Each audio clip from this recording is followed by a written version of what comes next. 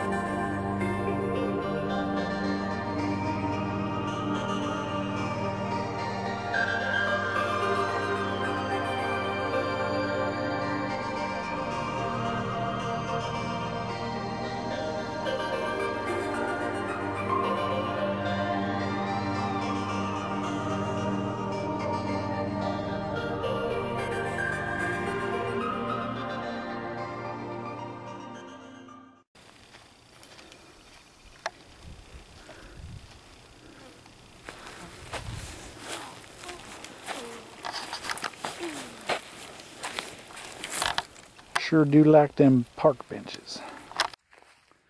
So if you notice the beginning of the video, there was also a giant wooden birdhouse on top of the sign, which I thought was really neat too, how they incorporated it as part of the sign on the front. But anyway, this is freaking cool. I'm glad I drove out here. It was kind of weird coming out here. There's like very little houses where we're at even on the way here. So, but anyway, I mean, this is awesome. You know, why do I do this? Because I love it. I love walking around. I love seeing, you know, every time I come out to these cemeteries and I look at the headstones, it's like every one of these was a life and a story. And I always like, I don't know, as I'm walking around, I'm always thinking about like, what kind of person was this person? And I do want to, I know earlier in the video, you already seen this grave because I did video quite a bit of it, but this one right here, I kind of wanted to talk about. I mean, I'm sure you can see this. I love grave sites like this one. This is what I want mine to look like. I don't know these people. I've never met them. I don't know anybody in their family, but like just when you come and you look at something like this, you can tell that family has came and visited and came and decorated and put stuff out here. You can actually tell a lot about a person just by looking at their grave when it's visited very often, and people put lots of their personal stuff and neat stuff out here. It kind of tells about their personality. There was a grave on the video earlier that you might have noticed. There was a golf tee stuck in front of the headstone. You know, obviously that person must have loved golf. I mean, little things like that, you learn about people, what kind of people they were, what they liked, what they were into. I think that's really neat. So anyway, Lion Pride, I hope you enjoyed that video. Please keep watching the videos.